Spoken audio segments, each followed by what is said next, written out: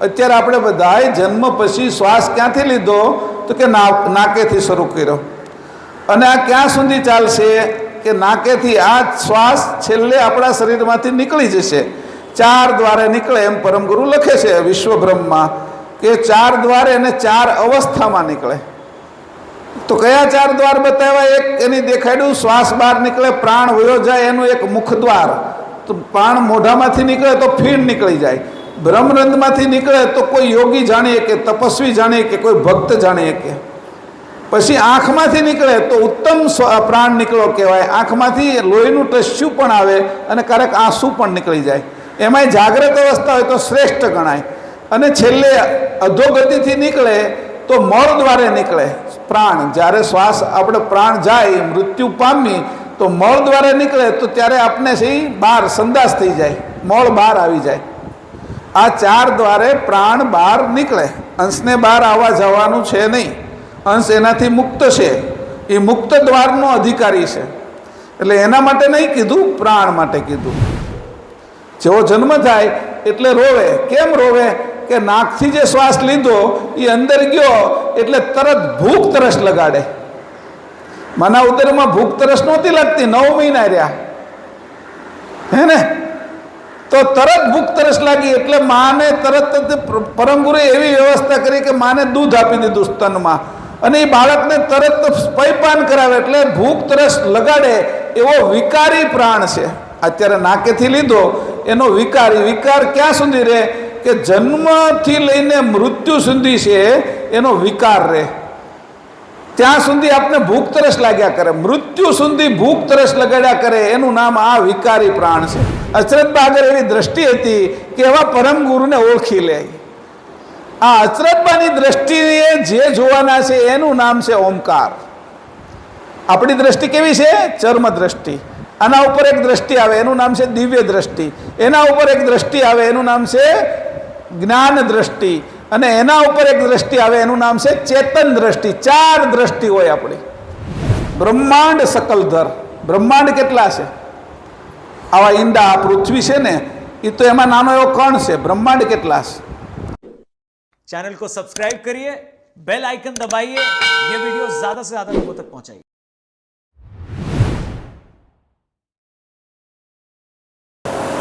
Hello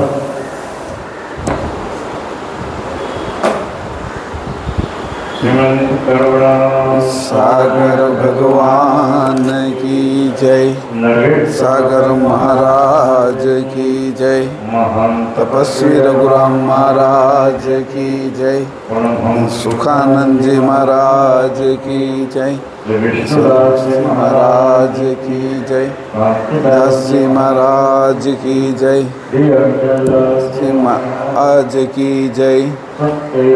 साहेब सत केवल साहेब उपस्थित भक्तजनों,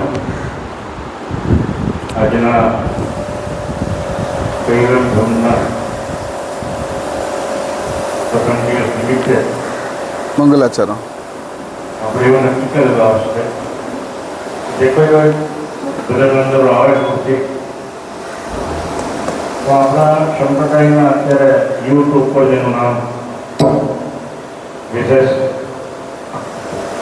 જોવામાં આવે છે મહેશભાઈ વિશેષ માણસ રહે ને ઘણા ગ્રંથોનો અભ્યાસ છે અને બાપ અહીંયા જેમનું વૃંદ છે એ પણ ગ્રંથોનો ઘણા અભ્યાસ છે। અમે એવું નક્કી કર્યું કે અમને બી થોડી સમજ પડે અને જ્ઞાનમાં થોડી જરા વધારો થાય।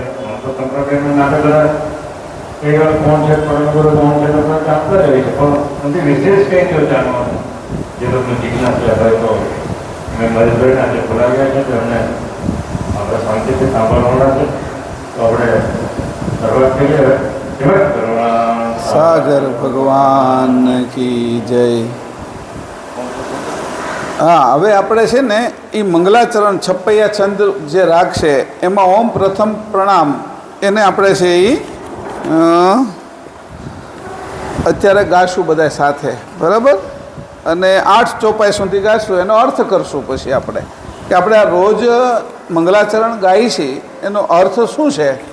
અને આ જે બુક તૈયાર કરી છે ને સરજુદાસજી મહારાજે કરી છે, એની અંદર જીવણભાઈ અહીંથી છે ને ત્યાં આગળ પેલું ઓરણા ખોલવડ હા વડનગર ગયા હતા પહેલાં, અને જીવણભાઈ પણ આ બુક તૈયાર કરવામાં પુષ્કળ મહેનત કરી છે. પછી અહીંથી એની નોકરી છૂટે એટલે સીધા જ તે છે એ ખોલવડ જાય, અને ખોલવડ આખી રાત રહે અને આ બધું જ તૈયાર કરે. સવારમાં પાછી નોકરી હોય, પાછા નોકરીએ જાય, પાછા હવે આવી રીતે ઘરે જવાનું બંધ કરીને કંઈક કેટલા મહિના સુધી 6 મહિના સુધી જે તૈયારી કરી, એમાં સરજુદાસજી મહારાજજી સાથે આ ગ્રંથ તૈયાર કર્યો કે આપણે જે ઉપાસના કરીએ છીએ એનો અર્થ શું છે. હું જે તમને કહેવાનો છું એની કરતાં તો વધારે એ જાણે છે, એટલે એની આગળથી જ આપણે શીખશું જેટલું શીખાય એટલું. અને અત્યારે આપણે છે એ બધાય આ સ્તુતિ કરીએ પહેલાં બધાય. ઓમ પ્રથમ પરણામ ધામ જેનું સકલ પરાપર સરલે જાતિ સતવ્યક્ત બ્રહ્માંડ સકલ ધર જય જય કૈવલનાથ સનાતન સર્વ કીર્તન અખિલાનંદ અવિનાશ વિલાસિક વિવિધ વધારણ લોક ચતુર્દશ દ્વંદ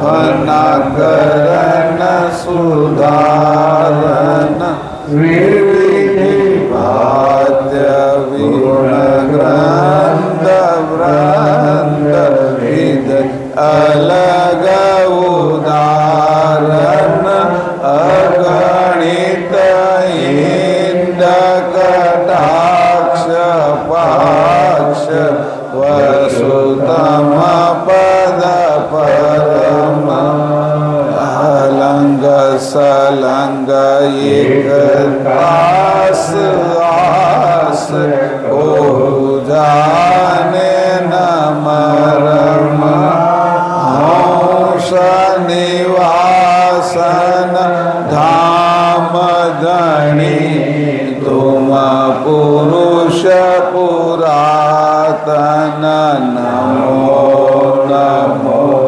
નિર્વાણ પ્રાણપતિ સચર સમાસન પ્રકૃતિ વિનો ધન્ય પરુષ પલક મેં ખલક ઉપાસક આન્ય ધામ પતિ દેવ જુગલ શક્તિ ધન આસક તબ દેવન કે દેવ સકલ શિર હો તુમ કૈવલ સાક્ષીવંત સુત સલંગ પ્રૌઢ પદ પુરુષ એકલમલ જય જય કરુણ અંત અંત મધ્ય આજ પરાપર શનિ ઉપસ્તુતિ કુબેર નિજ ગ્રંથ કરણ સ્વર. હવે પછી દોહા આવે છે. આ આપણે સ્તુતિ કરીએ.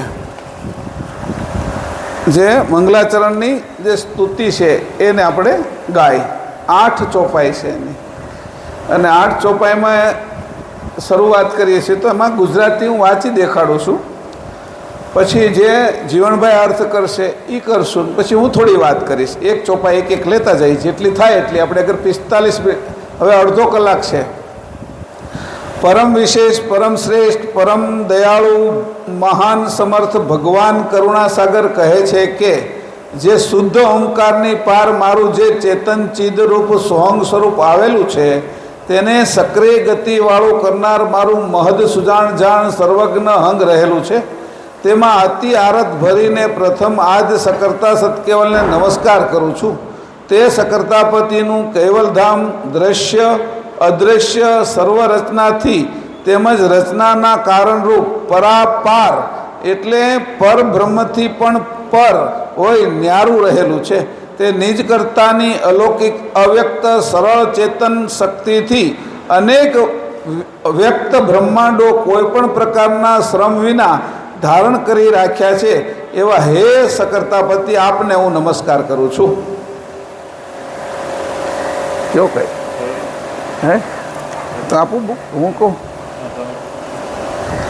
ઓમ પહેલાં કીધું. ઓમ શબ્દ છે એ બે રીતે ઉત્પન્ન થાય. ઓમ કઈ રીતે બોલાય તો કે ઓમ મૂળ ઓમ કયું કે શુદ્ધ ઓમ કીધું. શુદ્ધ ઓમ એટલે શું અને મલિન ઓમ હોય તો શું? જે આપણે અત્યારે જન્મ્યા અને નાકેથી શ્વાસ લેવા મળ્યા અને એનાથી જે શબ્દ બોલીએ એ બધાય મલિન છે, અશુદ્ધ છે. જન્મ્યા પછી આપણે શ્વાસ ક્યાંથી લીધો? નાકેથી.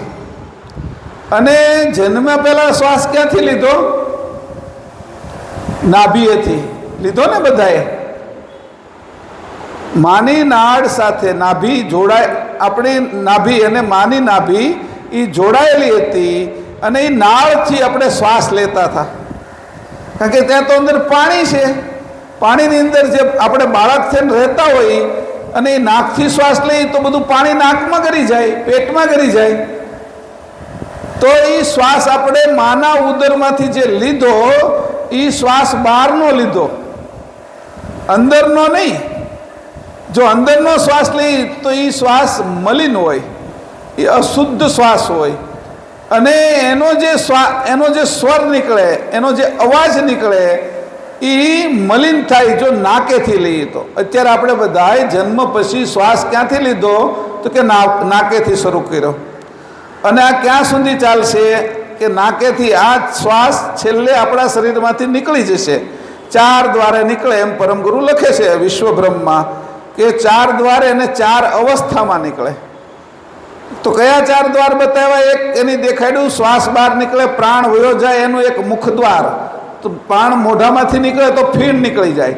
બ્રહ્મરંધમાંથી નીકળે તો કોઈ યોગી જાણીએ કે તપસ્વી જાણીએ કે કોઈ ભક્ત જાણીએ કે. પછી આંખમાંથી નીકળે તો ઉત્તમ પ્રાણ નીકળો કહેવાય. આંખમાંથી લોહીનું ટસ્યું પણ આવે અને ક્યારેક આંસુ પણ નીકળી જાય. એમાંય જાગ્રત અવસ્થા હોય તો શ્રેષ્ઠ ગણાય. અને છેલ્લે અધોગતિથી નીકળે તો મળ દ્વારે નીકળે પ્રાણ. જ્યારે શ્વાસ આપણે પ્રાણ જાય, મૃત્યુ પામી તો મળ દ્વારે નીકળે તો ત્યારે આપણે છે બહાર સંદાસ થઈ જાય, મળ બહાર આવી જાય. આ 4 દ્વારે પ્રાણ બહાર નીકળે. અંશને બહાર આવવા જવાનું છે નહીં. અંશ એનાથી મુક્ત છે, એ મુક્ત દ્વારનો અધિકારી છે. એટલે એના માટે નહીં કીધું, પ્રાણ માટે કીધું. હવે કીધું શુદ્ધ ઓમકારથી કહું છું કે ઓમ પ્રથમ પ્રણામ ધામ જેનું સકલ પરાપર. હું જે ઓમકારથી તમને વાત કરવાનો છું, જે મેં આરાધના કરું છું, તમારી સ્તુતિ કરું છું, એ નાભીમાં જે માના ઉદરમાં મેં જે શ્વાસ લીધો તો એ શ્વાસથી વાત કરું છું. ત્યારે એક પણ ઇન્દ્રિય એનું કાર્ય નહોતી કરતી. જન્મ થયો એટલે આંખ એ ઇન્દ્રિય એનું કાર્ય શરૂ કરે, કાન એ ઇન્દ્રિય એનું કાર્ય શરૂ કરે, નાક એ શ્વાસોશ્વાસ લે, સુગંધ દુર્ગંધ પારખવાનું કામ શરૂ કરે, જીભ બાળકને તરત જ તે છે માનું પૈપાન કરાવવું પડે, રોવે. જેવો જન્મ થાય એટલે રોવે. કેમ રોવે? કે નાકથી જે શ્વાસ લીધો એ અંદર ગયો એટલે તરત ભૂખ તરસ લગાડે. માના ઉદરમાં ભૂખ તરસ નહોતી લાગતી, 9 મહિના રહ્યા હે ને, તો તરત ભૂખ તરસ લાગી એટલે માને તરત જ પરમગુરુએ એવી વ્યવસ્થા કરી કે માને દૂધ આપી દીધું સ્તનમાં અને એ બાળકને તરત પૈપાન કરાવે. એટલે ભૂખ તરસ લગાડે એવો વિકારી પ્રાણ છે. અત્યારે નાકેથી લીધો એનો વિકાર ક્યાં સુધી રહે કે જન્મથી લઈને મૃત્યુ સુધી છે એનો વિકાર રહે. ત્યાં સુધી આપણે ભૂખ તરસ લાગ્યા કરે, મૃત્યુ સુધી ભૂખ તરસ લગાડ્યા કરે, એનું નામ આ વિકારી પ્રાણ છે. અને એની અંદરથી જે ઓમકાર બોલાય એ 5 વસ્તુથી તૈયાર થયેલો ઓમકાર. અ, ઉ અને મ, અકાર, ઉકાર અને મકાર. સત્વ, રજ અને તમો, આ 3 ગુણ, 3 પાંખડા છે. ઉપર રેપ છે એ આદ્ય શક્તિ છે, અને ઉપર બિંદી આવી નિરંજન પુરુષ છે. એ રરંકાર મંત્રનો આ બાજુનો પ્રાણ એ આપને ભૂખ તરસ લગાડે. એ ઓમકારથી હું તમારી આરાધના નથી કરતો એમ કીધું.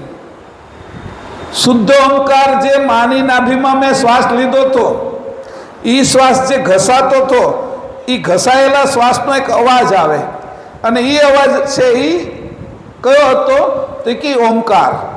આને હું ઘસું ને, આમ હાથને ઘસું ને તો અવાજ આવે. એક આ કોઈ વસ્તુ ઘસી તો અવાજ આવે.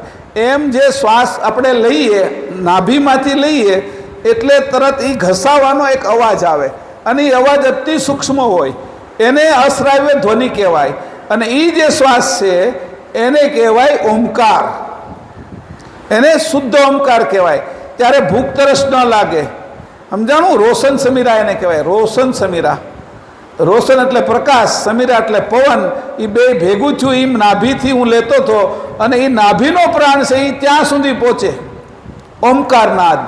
આ 52 અક્ષર નીકળે એ ત્યાં સુધી ન પહોંચે, અને 52 અક્ષરમાં રહેલો ઓમ એ ત્યાં સુધી ન પહોંચે. એને વિકારી ઓમકાર કહેવાય. અને શુદ્ધ ઓમકાર છે એ માની નાભીમાં લીધેલો શ્વાસ, અને એનો અવાજ જેમ કોઈ આપણે નાળિયેર પીતા હોય, જ્યુસ પીતા હોય, એમાં આપણે છે એ પેલી સ્ટ્રો રાખી હોય, નળી ભૂંગળી, એનાથી શ્વાસ અંદર ચૂસીએ એટલે નાળિયેરનું પાણી આવે. પછી પાણી પૂરું થાય ને એટલે એક અવાજ આવે, ફૂર, આમ તરત અવાજ. એ અવાજ છે એ નાળની અંદર જે પાણી અને જે અવાજ હવા જાય ને એનો અવાજ આવે. એ સૂક્ષ્મ અવાજ નાભીમાં આવતો હોય આપણને, અને એને ઓમકાર કહેવામાં આવે. જે ચૂસતો હતો ને શ્વાસ, બાળક, એવા આપણે બાળક રહ્યા છીએ, આપણે અંકુરમાંથી બનેલા છીએ. એટલે આપણે જે ઓમકારની આરાધના કરી છે, અહીંયા કહે છે કે આ ઓમ વિશે જ સમજાવું છું તમને, કે આ ઓમકાર જ્યારે તમે હવે આ સ્તુતિ કરશો ને ત્યારે તમને ખબર પડશે કે આમાં ભૂખ તરસ ન લાગે. હવે આ ઓમકારની આરાધના 3 મહિના સુધી અચરતબાઈએ કરી, એટલે ઉપવાસ કર્યો. એની ઉપવાસ કોનો કર્યો? કે આંખે જોવાનું બંધ કર્યું, કાને સાંભળવાનું બંધ કર્યું, જીભે ચાખવાનું બંધ કર્યું, નાકે સૂંઘવાનું બંધ કર્યું. ઉપવાસ એટલે અન્ન જળ ત્યાગ ન કર્યો. પછી નાકેથી શ્વાસ લેવાનું બંધ કર્યું, એને ઉપવાસ કહેવાય. ઉપવાસ કોને કહેવાય? શ્વાસ લેવાનું નાકેથી બંધ કરીને નાભીથી શ્વાસ લઈને એને કહેવાય ઉપવાસ. માના ઘાટની અંદર જે મેં વાસ કર્યો ને, આ જગતમાં આવવા માટે જે મેં વાસ કર્યો એને કીધું ઉપવાસ. માના ઉદરમાં મેં વાસ કર્યો ને, પહેલો આ જગતમાં આવું હતું તો મેં પહેલો ક્યાં વાસ કર્યો?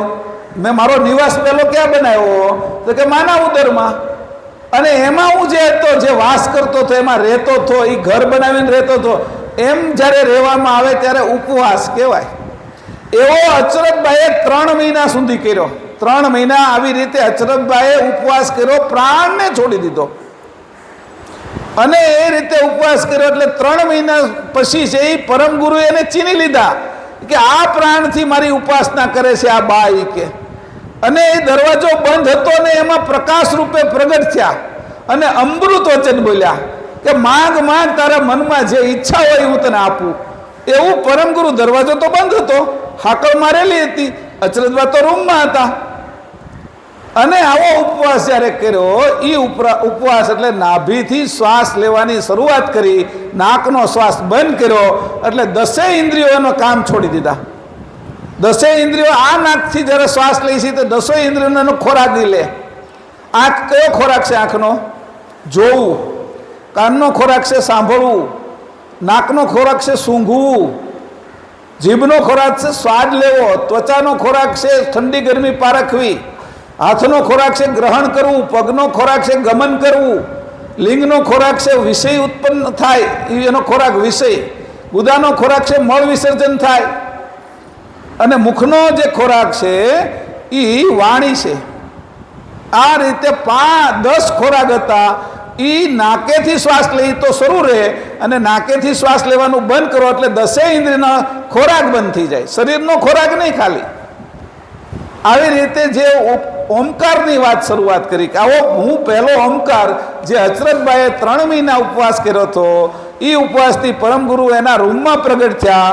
એટલે કુબેર સ્વામી નહીં, કુબેર સ્વામીની અંદર જે વસ્તુ મુદ્દો ઉતર્યો હતો એ કુબેર સ્વામીનો ઘાટ હતો, એમાં જે ઉતરેલો મુદ્દો હતો એ મુદ્દા એની સામે જેવું પરમગુરુનું સ્વરૂપ પ્રગટ થયું. પરમગુરુનું સ્વરૂપ એ કુબેર સ્વામીની અંદર હતું. ધારો કે અત્યારે આપણે આ શરીરમાં વાસ કરીએ છીએ, પણ આપણે જ્યારે આ પ્રાણ છોડી દઈએ ત્યારે શરીર સબ થઈ જાય. એમ પરમગુરુ છે એ કુબેર સ્વામીની અંદર વાસ કરતા હતા. એ જે પરમગુરુનું જે મૂળ સ્વરૂપ હતું એ ઘાટ વગરનું અઘાટ સ્વરૂપ, અને એ શરીરે અચરતભાઈને દર્શન દીધા, પરમગુરુએ દર્શન દીધા, કુબેર સ્વામીએ નહીં. કુબેર સ્વામી ઘાટનું નામ છે. ઘાટની અંદર પછી પરમગુરુ હોય, સમજાણું? કારણ કે આપણે એને જોઈ ન શકીએ, કારણ કે આપણે નાભીથી શ્વાસ નથી લેતા, નાકેથી શ્વાસ લઈએ છીએ. એટલે પરમગુરુ પણ કુબેર સ્વામીના ઘાટમાં ઉતરે તો આપણે આ ચર્મ દ્રષ્ટિથી જોઈ શકીએ, નકર આપણે આગળ એવી દ્રષ્ટિ નથી. અચરતબા આગળ એવી દ્રષ્ટિ હતી કે એવા પરમગુરુને ઓળખી લે. આ અચરતબાની દ્રષ્ટિએ જે જોવાના છે એનું નામ છે ઓમકાર. આપણી દ્રષ્ટિ કેવી છે? ચર્મ દ્રષ્ટિ. આના ઉપર એક દ્રષ્ટિ આવે એનું નામ છે દિવ્ય દ્રષ્ટિ, એના ઉપર એક દ્રષ્ટિ આવે એનું નામ છે જ્ઞાન દ્રષ્ટિ, અને એના ઉપર એક દ્રષ્ટિ આવે એનું નામ છે ચેતન દ્રષ્ટિ. 4 દ્રષ્ટિ હોય આપણી. તમને ખબર છે? તમે બધું આંખેથી જુઓ છો કે બીજી જગ્યાએથી ક્યાંયથી જુઓ છો? તમને ખબર છે? સપનામાં આંખ નથી જોતી. અને તમે એ કઈ આંખ છે? તમે સપનું તો જુઓ છો તો આંખ તો અહીંયા પડી છે. તમે એમ કહો કે બધું આંખેથી જ દેખાય છે, એ વાત ખોટી. કે આ ઘાટની આંખ છે એ નહીં, સપનામાં એક બીજો ઘાટ છે એની આંખ, એનાથી તમે સપનું જુઓ છો. તમારું શરીર તો અહીંયા પડ્યું હોય, ઉમરાની અંદર શરીર પડ્યું હોય, તમારું શરીર ઝઘડિયામાં પડ્યું હોય, અને ક્યારેક તમે છે ને એટલો બધો ભાવ છો એને હોઈ ગયા હો અને ઉમરાની અંદર દર્શન કરતા હોય એવું તમારામાંથી કોકને દેખાણું હોય છે સપનામાં. આજ તો હું ઉમરાની અંદર ગયો હતો, સપનું એવું આવ્યું કે ઉમરાની અંદર છે પાલખી યાત્રા નીકળી અને પાલખી યાત્રાની અંદર અમે જતા હતા. પછી ક્યારેક હું ત્યાં સત્સંગ કરતો હતો અને ક્યારેક છે અમે અખંડ ધૂન બોલતા હતા, એવું સપનું આવે બહુ. ત્યારે તમારી આંખ તો ત્યાં પડી હોય ઝઘડિયામાં અને આટા મારતા હોય ઉમરામાં, તો કે એ વિચાર કરવા જેવી બાબત છે. પગ ને આ પડ્યા છે, આંખ ને આ પડી છે, તો તમે આ બીજું સ્વરૂપ ક્યાંથી લઈ આવ્યા? જે સપનામાં છે એની આંખ ક્યાંથી લાવ્યા? એ જે આંખ છે એને મોતિયો આવતો હશે, એને પાપણ હશે, અને એને મોતિયો આવતો એના ડૉક્ટર કોઈ હશે ઉતારવાના, એને ચશ્મા આવતા હશે. એ આંખ ક્યાંથી લાવ્યા? એ કે એવી રીતે આપણી દ્રષ્ટિઓ 4 પ્રકારની છે. એમાં ચેતન દ્રષ્ટિ હંધાઈથી ઊંચી છે, એ અંશની દ્રષ્ટિ છે. આ ઘાટની દ્રષ્ટિ છે જે જોવે છે. આ બધું જડ જોઈ શકે, એ ઘાટની જડ દ્રષ્ટિ, ચર્મ દ્રષ્ટિ કહેવાય એને. અને તમે જે સૂક્ષ્મ શરીરમાં, કારણ શરીરમાં, મહાકારણ શરીરમાં જાઓ અને તમને 3 કાળ દેખાય તો સમજી લેવાનું દિવ્ય દ્રષ્ટિ થઈ ગઈ. અને એનાથી ઉપર જાઓ તમે અને તમને જ્ઞાન દ્રષ્ટિ થાય, બ્રહ્મને પ્રાપ્ત કરી લીધું, બ્રહ્મને જાણી લીધું, નિરંજન પુરુષને જાણી લીધા, તો સમજી લેવાનું તમને હવે જ્ઞાન દ્રષ્ટિ થઈ ગઈ છે. અને પોતે હું કોણ છું અંશને જાણી લઈ, અને આપણે હાચા કરતા કૈવલને જાણી લઈ, અને એ જેનાથી દેખાય આપને, એનાથી દ્રશ્યને સમજાય એવી સમજણવાળી શુદ્ધ દ્રષ્ટિ, ચેતન દ્રષ્ટિ, એ અમૃતમય શુદ્ધ દ્રષ્ટિ છે, અમર દ્રષ્ટિ છે. એ મરતી નથી, અંશની દ્રષ્ટિ છે. આ ઘાટની છે, પહેલી છે એ જીવની છે, એક છે એ આત્માની છે, અને એક અંશની દ્રષ્ટિ છે. 4 દ્રષ્ટિ છે. ઘાટની દ્રષ્ટિ સપનામાં જાય છે, એ જીવની દ્રષ્ટિ, અને એ આંખ જીવની આંખ, અને જે આત્માની છે એની આંખ એટલે જ્ઞાન દ્રષ્ટિ, અને અંશની દ્રષ્ટિ કેવલ કર્તાને જોઈ શકે અને પોતાના સ્વરૂપને જોઈ શકે, એ અંશની દ્રષ્ટિ. એવી અંશની દ્રષ્ટિ થઈ ઓમકાર. એ ઓમકાર અચરતબાનો, અને એ ઓમકારથી એની પ્રાર્થના શરૂ કરી. આજે હું તમને આ વાત કહું ત્યારે ખબર પડે તમને. અને એ ઓમકારની વાત કરી. પ્રથમ પ્રણામ ધામ જીનું સકલ પરાપર. આ ઓમનો શબ્દનો ઉચ્ચાર કરી અને હું હવે વાત કરું છું કે પ્રથમ પ્રણામ, પહેલા પ્રણામ કરું છું. પ્રથમ પહેલા કોણ પ્રણામ કરે છે? અંશ. આ ઓમકાર છે એ અંશનો છે, અંશ આની હારે જોડાયેલો છે. અને આ જે ઘાટનો ઓમકાર છે એની હારે જીવ જોડાયેલો છે. અત્યારે આપણે જીવ ભાવમાં છે. જીવ ભાવમાં ઘાટના સંબંધી આપણે આપણા સંબંધી લાગે, આપણા હાચા સંબંધી છે એ પરમ ગુરુને કેવલ કરતા છે. આ બધા અંશો આપણા હાચા સંબંધી. પણ જીવ ભાવમાં શું લાગે આપણે? દેહ ભાવમાં શું લાગે કે આ મારી પત્ની છે, અમારો પુત્ર છે, અમારો પતિ છે, અમારા કાકા મામા દાદા ભાઈ બહેન જે કયો એ કોના સંબંધી છે? ઘાટના, શરીરના. અને એ શરીરના સંબંધી શરીર સુધીના રહેલા છે. શરીર જ્યાં સુધી આપણું રહેશે, એનું શરીર છે ત્યાં સુધી ઓળખાણ રહે. અને પછી 10-12 દિવસ રોઈ કકળીને પછી છે એ વયા જાય. પછી કાંઈ આપણે એના સંબંધી રહેતા નથી. તો કીધું ઘાટના સંબંધી. અને આ તો અંશની વાત છે કે તો કીધું કે હું અંશે થઈને પ્રથમ પ્રણામ ધામજીનું સકલ પરાપર એવા જે કૈવલ કરતા છે, એવા જે પરમ ગુરુ છે એને પહેલા પ્રણામ કરું છું. જેનું ધામ, જીનું સકલ પરાપર. જીનું સકલ એટલે બધાથી પર, બધાથી પર જેનું ધામ છે. એ કે આ ધામ કયું છે? જેમાં આપણે ઊભા છીએ એને કહેવાય ભૂમિ, પૃથ્વી, મૃત્યુલોક. આને શું કહેવાય? મૃત્યુલોક. કેમ? રોજ બધા મૃત્યુ જ પામે, રોજ નવા જન્મે, જીવે અને મૃત્યુ પામે. અહીંયા કોઈ કાયમિક રહે નહીં, કોઈનું એડ્રેસ કાયમિક નહીં. આપણે લખીએ ખરા, આપણે જ્યારે પાસપોર્ટ કઢાવવા જઈએ, પછી આપણે આધાર કાર્ડ કઢાવવા જઈએ, આપણે ઇન્કમ ટેક્સમાં કાર્ડ કઢાવવા જઈએ તો એડ્રેસ લખીએ આપણે. એ એડ્રેસ કોનું છે? શરીરનું. અંશનું એડ્રેસ હજી કોઈને મળ્યું નથી. અંશનું સરનામું આપણે ક્યાંય લખાવી શકતા નથી. આ તો ખાલી કરવાની જગ્યા છે. આપણે ભાડાના મકાનમાં રહી, આપણું સાચું સરનામું હોય નહીં. આ ભાડાનું મકાન છે ને, 5 તત્વનું: ભૂમિ, જળ, અગ્નિ, વાયુ ને આકાશ. 10 ઇન્દ્રિય, 5 જ્ઞાનેન્દ્રિય, 5 કર્મેન્દ્રિય, 3 ગુણ સત્વ, રજ અને તમો. પછી 3 ગણ અચત, રજો, તમો અને સત્વ ગુણ. અને 3 ગણ અહંકાર ગણ, સ્વકાશ ગણ અને અચત ગણ. આ બધા એને આપણે અંતસ્કરણ, મન, બુદ્ધિ, અહંકાર અને ચિત્ત. આ 4 અંતસ્કરણ, એની ઉપર અવ્યાકૃત, એની ઉપર નિરંજન. આ બધું છે એ ભાડે લીધેલી વસ્તુ. 84 તત્વનું ભાડું છે, આપણે ભરીએ છીએ. એનું ભાડે લીધેલી વસ્તુ ખાલી કરવી પડે. એટલે આપણું સાચું સરનામું આ નથી જે આપણે આપીએ છીએ બધાને. તો સાચું સરનામું તો આપણે ગોતવું પડશે ને, મારું ઘર ક્યાં છે એમ. એટલે એને કીધું સકલ પરાપર. તારું ઘર એ તે સકલ પરાપર છે. કેવલ કરતાનું ઘર એ તારું ઘર છે કે અંશનું ઘર. અંશનું ઘર સાચું જે ક્યારેય મરતું નથી, નાશ નથી પામતું. તો આને કહેવાય મૃત્યુલોક. મૃત્યુલોકમાં તો રોજ કેટલાય કીડી મકોડી, હાથી, પશુ પક્ષી, મનુષ્ય, કેટલાય નેતાઓ, કેટલાય સાધુઓ, સંતો, ગાય ભેંસ, કૂતરા બિલાડા, 84 લાખના બધા જ લોકો રોજ મરે. એને કહેવાય મૃત્યુલોક. એને કહેવાય ભૂર. આ ભૂરલોક છે. આના ઉપર ભુવ સ્વલોક, સ્વર્ગલોક. એના ઉપર તપ, એના ઉપર છે એ મહરલોક, જનલોક. પછી એના ઉપર છે એ તપલોક, એના ઉપર સતલોક. આ આપણે ધામની વાત કરીએ છીએ. એને કીધું સકલ પરાપર. કયું? તમારું ધામ સકલ પરાપર છે. એના ઉપર સતલોક ઉપર તે કીધું બ્રહ્મપુરી, એના ઉપર વૈકુંઠ, એના ઉપર કૈલાસ, એના ઉપર ગૌલોક, એના ઉપર શક્તિધામ, એના ઉપર નિરંજન ધામ, એના ઉપર બ્રહ્મ, એના ઉપર અલેખધામ, એના ઉપર અચ્યુતધામ, એના ઉપર અજરધામ, એના ઉપર શૂન્ય શિખરધામ, એના ઉપર મહાશૂન્ય શિખરધામ, એના ઉપર અમિત શિખરધામ, એના ઉપર પરમપ્રકાશ શિખરધામ, એના ઉપર ગંભીરા શિખરધામ, એના ઉપર અલેપમ શૂન્ય, એના ઉપર અરૂઢ શૂન્ય, એના ઉપર અલિલ શૂન્ય અને એના ઉપર કૈવલ ધામ.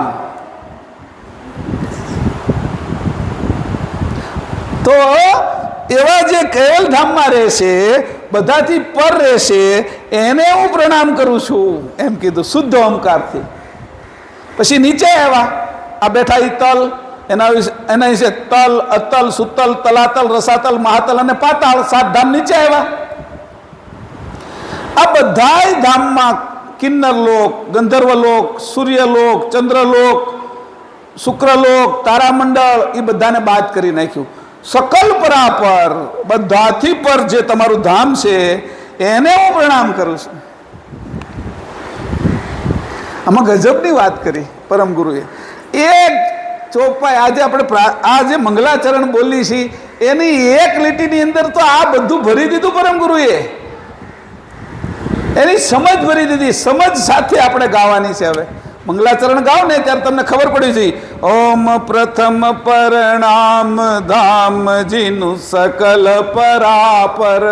સકલ એટલે મેં જેટલાના લોકોની વાત કરી એનાથી પર, કે ત્યાં કોઈ ન જઈ શકે ખાલી અંશ સિવાય.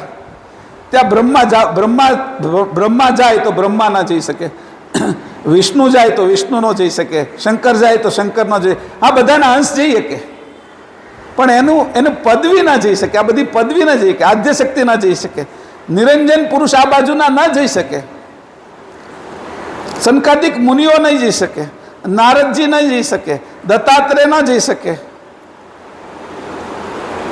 હનુમાનજી ના જઈ શકે, ગણપતિ ના જઈ શકે. ગણપતિ અત્યારે બધે બેસાડશું આપણે, પણ એ ના જઈ શકે. પરાપર ધામ છે ત્યાં એના બધાના અંશો જઈ શકે, પણ જે ઘાટ છે આપણો એ નથી જઈ શકવાનો, જીવભાવ નથી જઈ શકવાનો, આત્મભાવ નથી જઈ શકવાનો. બ્રહ્મ જ્ઞાનીઓ પણ આ ધામમાં ન જઈ શકે એવા ધામને હું પહેલા પ્રણામ કરું છું. પછી એને કીધું ત્યાં શું છે, કોણ છે, કેવી રીતનું છે, એટલે એનું વર્ણન કરે. સરલે જાકી સક્ત વ્યક્ત બ્રહ્માંડ સકલ ધર. કેવું છે આ ધામ? કે એની અંદર જે શક્તિ છે એ આદ્ય શક્તિ નથી, સરળ શક્તિ છે. કૈવલ્યારે કોણ રહેશે? પોતાની સરળ શક્તિ, સરલે જાકી શક્તિ, આદ્ય શક્તિ નહીં. આદ્ય શક્તિના 9 ભાગ થાય એટલે 9 દુર્ગા થાય. 9 દુર્ગામાંથી એકને બાદ કરી નાખો, મુખ્યને, અને 8ના પાછા 8 ભાગ થાય, એને 64 જોગણી કહેવાય. એ આ બધી શક્તિ છે. એમાં લક્ષ્મીજી છે એ ધનની શક્તિ છે, સરસ્વતી છે એ વિદ્યાની શક્તિ છે, અને પાર્વતી છે એ લડવાની શક્તિ છે. આ એકેય શક્તિ નહીં. તમારા ધામમાં એકેય શક્તિ પહોંચી શકતી નથી. આદ્ય શક્તિ નહીં, 9 દુર્ગાએ નહીં, 64 જોગણી નહીં. આ માતાજીઓ પણ ત્યાં પહોંચી શકતી નથી. હા, એના અંશ પહોંચી શકે. એટલે કીધું સરલે જાકી સક્ત વ્યક્ત.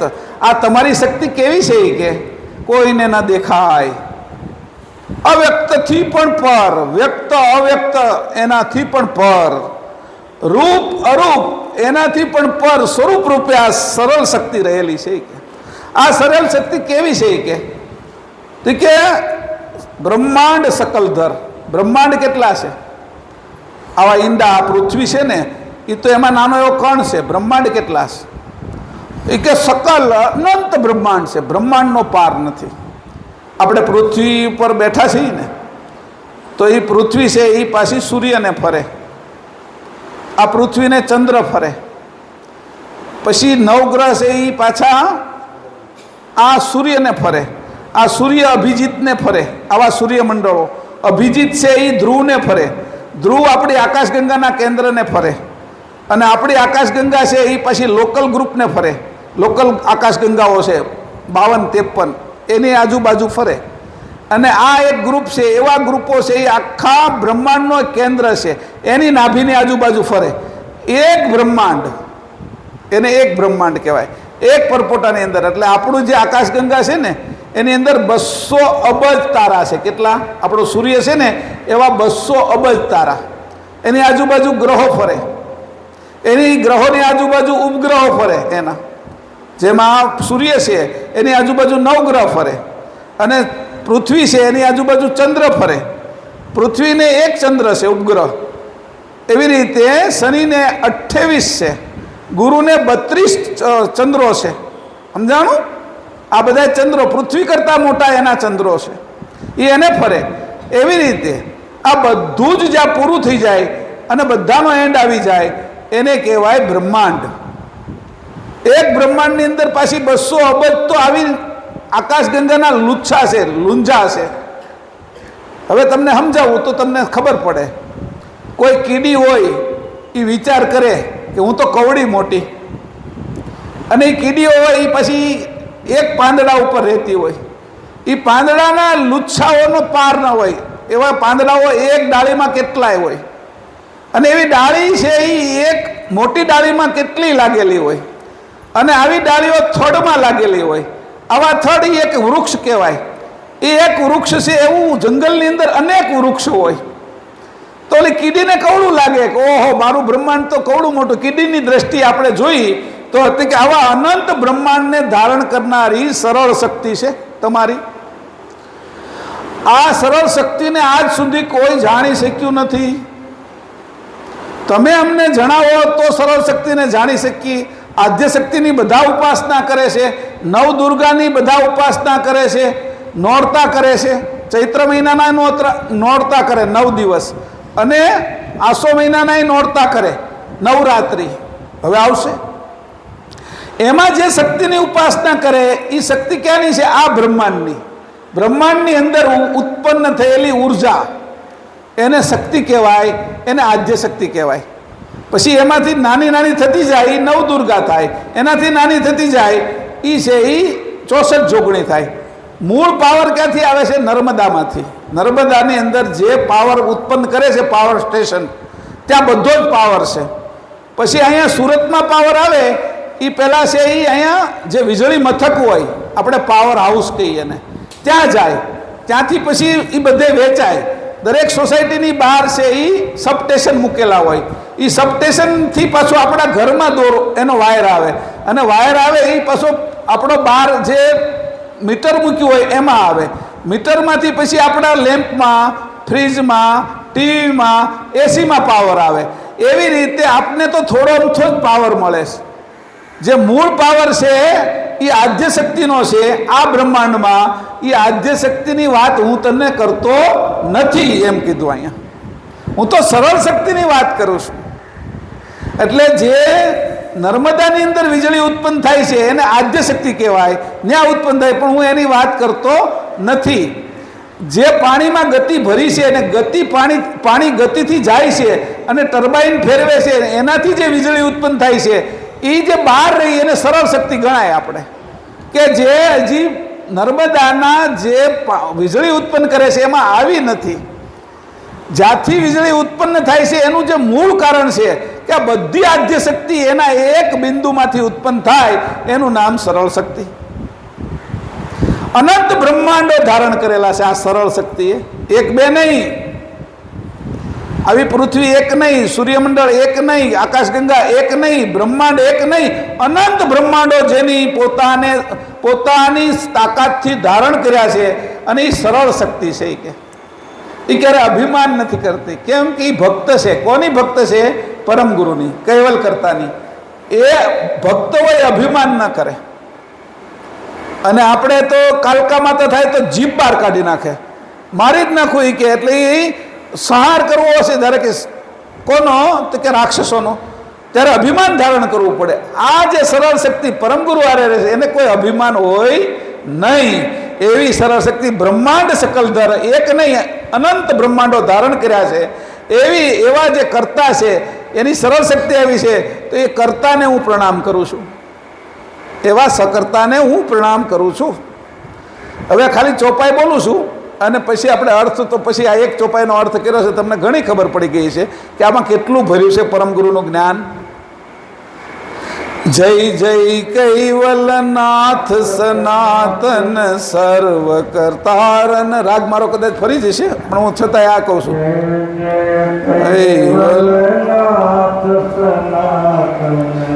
તમારે ફરી ગયા છે, આ મારો બોલાય ને એટલે.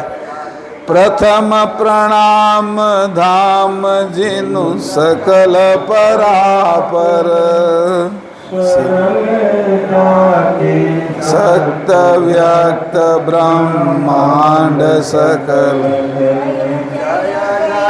કૈવલના. હવે આમાં એવું થાય, આપણે જે રાગ બોલતા હોય ને, વાંધો નહીં, એ રાગ નથી બોલવો. હવે હું તમને ખાલી અર્થ સમજાવવા માટે, રાગ તો તમને આવડે છે, હું તમને રાગ નથી કહેવાનો, હું તમને કહેવાનો છું અનુરાગ. હે ને? હું તમને રાગ નથી કહેવાનો, રાગ તો તમને આવડે છે. હું તમને જે કહેવાનો છું આમાં ભરેલો અનુરાગ હું છે કૈવલ કરતાનો, એ કહેવાનો છું. અનુરાગ કહેવાય આને, રાગ નહીં. રાગ છે એ એક પ્રકારનું બંધન કરે છે, એ બંધન ન કરે ને બંધન કરે છતાંય છોડાવી દે, એનું નામ અનુરાગ છે. આ અનુરાગ છે એ વાત કરું છું કે જય જય કેવલનાથ સનાતન સર્વ કરતારન. તમે કેવા છો? તમારો જય હો કેવલ કરતા, એ કેવલનાથ. નાથ એટલે મારા ધણી, ધણી નાય ધણી. ધણી કોણ છે? એટલે કે નિરંજન પુરુષ, એનાય તમે ધણી છો. કે નાથના પણ નાથ છો તમે, એવા તમે કેવલ કરતા છો. સનાતન સર્વ કરતારન, સનાતન છો. તમારો ક્યારેય નાશ નથી થતો, તમારે ક્યારેય જન્મ નથી લેવો પડતો, તમારા કોઈ માતા પિતા નથી, તમારા કોઈ ભાઈ બહેન નથી, તમે કોઈના ઉદરથી જન્મ્યા નથી, કોઈના સંકલ્પથી જન્મ્યા નથી. સનાતન સર્વ કરતારન. અને આ બધું જ તમે કર્યું છે. એમાં કીડીથી માંડીને હાથી સુધી, એક અણુથી માંડીને બ્રહ્માંડ સુધી, આ બધાના કરતારન સર્વ કરતારન. તમે બધું જ બનાવ્યું છે. તમે અંકુર બનાવ્યું છે, અને અંકુરમાંથી આ બધું બન્યું છે. જ્યાં જોઈને અંકુરનું જ ઉત્પત્તિ છે. દરેક બીજમાં અંકુર છે. આપણે અંકુરથી બન્યા, શુક્રાણુ નામનું અંકુર હતું, એમાંથી બન્યા. ગાય ભેંસ કૂતરા બિલાડા બધા અંકુરમાંથી બન્યા. એ સનાતન કરતા તમે અંકુર બનાવ્યું છે. સર્વના કરતા તમે છો. હું કોને નમસ્કાર કરું છું, કોને પ્રણામ કરું છું, કોને જય જય કરું છું? કેવલનાથ. વળ વગરના છો તમે. અમને બધાને વળ ચડ્યો છે, અને તમને વળ ચડતો નથી. સનાતન છો તમે, છો ને છો જ. તમારું ઉત્પન્ન થવાનું નથી, તમારે જીવન જીવવાનું નથી, તમારું નાશ થવાપણું નથી. એવા સર્વના કરતા તમે છો. સર્વના કરતા કોના?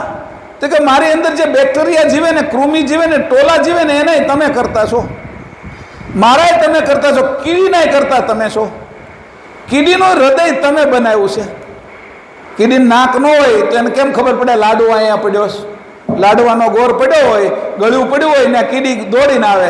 એને નાક ન હોય, ઊંઘવાની શક્તિ ન હોય, તો એ કેમ આવે? તો એને નાક તમે બનાવ્યું છે, એને ઊંઘવાની શક્તિ બનાવી. અને જેને ઊંઘવાની શક્તિ છે તેને ખાવાનું મોઢું તમે બનાવ્યું છે નહીં કે? એટલે મોઢું એને છે, સ્વાદ લેવાની એને ખબર પડે. તમે ઓલો કાંકરો લગાડો ને તો કીડી ગાયબ થઈ જાય. કેરોસીન મૂકો ને ક્યાંક તો કીડી વહી જાય. પણ લાડવાનો ગોળ પડે, મીઠી વસ્તુ હોય તો કીડીને નિમંત્રણ ન દેવા જવું પડે. ક્યારે તમે તમારા સંબંધીઓને ક્યારેક નિમંત્રણ દેવા માટે કંકોત્રી મોકલો, કાર્ડ મોકલો કે અમારા ઘરે આવો પ્રસંગ છે ને તમે આવજો. એને લાડવાનો ગોળ પડ્યો હોય ને એકેય કીડીને તમે કંકોત્રી મોકલી કે આજે તમે ખાવા આવજો? કીડી આવી જ જાય. એની સમજ એને તમે બનાવી. બ્રહ્માને તમે, વિષ્ણુને તમે, શંકરને તમે, આદ્યશક્તિને તમે, નિરંજન પુરુષને તમે, સૂર્યને તમે, ચંદ્રને તમે, પૃથ્વીને તમે, આ સમુદ્ર તમે બનાવ્યા, પહાડો તમે બનાવ્યા, નદીઓ તમે બનાવી, અનાજના બીજો તમે બનાવ્યા, ફળ ફૂલ તમે બનાવ્યા, કઠોળ તમે બનાવ્યું, શાકભાજી તમે બનાવ્યા, આ દરિયાની અંદર જે જીવજંતુ ઉત્પન્ન થાય છે એ તમે બનાવ્યા, આ ઈંડા તમે બધાને તમે બનાવનાર. સર્વ કરતારન. તમારાથી જ બધું બન્યું છે. તમારા સિવાય કોઈ બનાવનારા સંસારમાં છે નહીં. એટલે કીધું સર્વ કરતારન. અખિલાનંદ અવિનાશી. અખિલાનંદ. આનંદના પ્રકારો કેટલા આપ્યા? ભજનાનંદ, વિષયાનંદ, સહેજાનંદ, સચ્ચિદાનંદ, ચેતનાનંદ, પરમાનંદ, અખંડાનંદ, એવા આનંદ આપ્યા. એવી રીતે કીધું અખિલાનંદ. આ બધું જેનાથી ખીલેલું છે, એને જે આનંદથી ખીલેલું છે એ આનંદ અવિનાશી, એનો નાશ નથી પામતો એવો. વિલાસ વિવિધ વધારણ. આ બધો વિલાસ તમે રોજ વધારો છો. પહેલા બે જ મનુષ્ય ઉત્પન્ન થયા હતા, એક મનુ અને શત્રુપા. એ બે વિલાસ કરે ને ત્યાં અત્યારે 9 અબજ માણસો થઈ ગયા. બે જ મનુ અને શત્રુપા, બે પુરુષ, એક સ્ત્રી અને એક પુરુષ. એ બુંદના સંતાનો નાદમાંથી ઉત્પન્ન થયા અને બુંદ સંસાર. પરમગુરુ લખે છે મનુ અને શત્રુપાથી આ બુંદ સંસાર થયો. તો બે જ હતા અને એમાં વધારો થતો જ ગયો. તેને કીધું કે વિલાસ વિવિધ વધારણ. આવો વિલાસ વધારનારા તમારી સિવાય કોણ છે? એ કે આ તમે બધામાં અંકુર ભર્યું, બીજ ભર્યું અને બધાની અંદર કામના વાસના તમે ભરીને આ જગત આખું તમે જ વધારો છો. તમારા સિવાય આ જગતને ઉત્પન્ન કરનાર, એને પોષણ કરનાર અને એને નાશ કરનાર બીજું કોઈ છે જ નહીં ને. આવા કર્તાને હું પ્રણામ કરું છું. આવી બે ચોપાઈની આપણે થોડો અર્થ કર્યો. બોલાવો જય. સમય થઈ ગયો છે, 5-7 મિનિટ વધારે લીધી. જય જય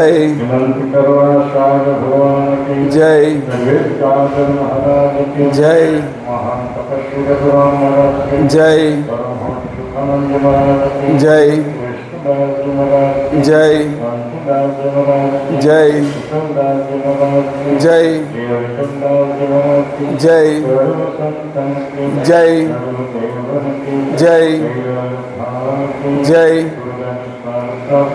જય જય જય જય જય જય સવલ સાહેબ. છેલ્લા વર્ષોથી આપણે આધુનિક કાર્યક્રમ રાખવામાં આવે છે. પ્રથમ દિવસે ઝઘડિયાના અને પર્વત ગામની જે મંદિરો અહીંયા સવારના 8 વાગે પરમગુરુ ભગવાન શ્રાવણ સાગરના પાદુકા પૂજનની શરૂઆત કરીને દુનિયા પર શરૂઆત કરી. આપ સૌ એટલો બધો ભાગ્યશાળી છો. તપોભૂમિ અને પીઠભૂમિ જ્યાં ભગવાન મહારાજને 75 વર્ષ સુધી અહીંયા ઉમરામાં રહ્યા અને 2 મુદ્રિકાને અહીંયા સિદ્ધ કરી. અગોચરીને ઉન્મુની મુદ્રિકા અહીંયા સંસ્થાનના ચાર પાસે 5 વર્ષ સુધી રહીને એને મુદ્રિકા સિદ્ધ કરી. આ તપોભૂમિ પણ આપ સૌ અહીંયા ઉપસ્થિત થયા. પણ કેટલા ભાગ્યશાળી કહેવાય કહેવામાં. તો દુનિયાની અંદર કે વિશ્વની અંદર ઉભરાની ધરતી જે પુણ્યભૂમિ, તપોભૂમિ, પીઠભૂમિ, એ ભૂમિ કદાચ દુનિયામાં કંઈ નહીં હશે. હું મારું એવું માનું છું. તો જગતની અંદર 5 મુદ્રિકા સિદ્ધ કરનાર પુરુષ મને કોઈ જગ્યામાં એવા ગ્રંથોમાં વાંચવામાં મળે આવ્યું નથી કે 5 મુદ્રિકા જેને સંપૂર્ણ સિદ્ધ કરી હોય અને 5 મુદ્રિકા સિદ્ધ કરવા છતાં પણ એને પરમગુરુનો ભેદ થયો. પરમગુરુનો સાક્ષાત્કાર થયો. પરમગુરુની એના શ્લોકોના ચલણની અંદર પોતાની અંતર્વૃત્તિને સમૃદ્ધ કરી દીધી. એવા તપસ્વી રઘુરામ મહારાજજીના આ પાવન પુણ્યભૂમિ પર તમે ઉપસ્થિત થયા એ આપ સૌ ઘણા ભાગ્યશાળી છે એવું મારું માનવું છે. તમે દર વર્ષે ધૂમ લઈને આવો છો અને કઈઓના ગુણગાન અહીંયા લાવો છો.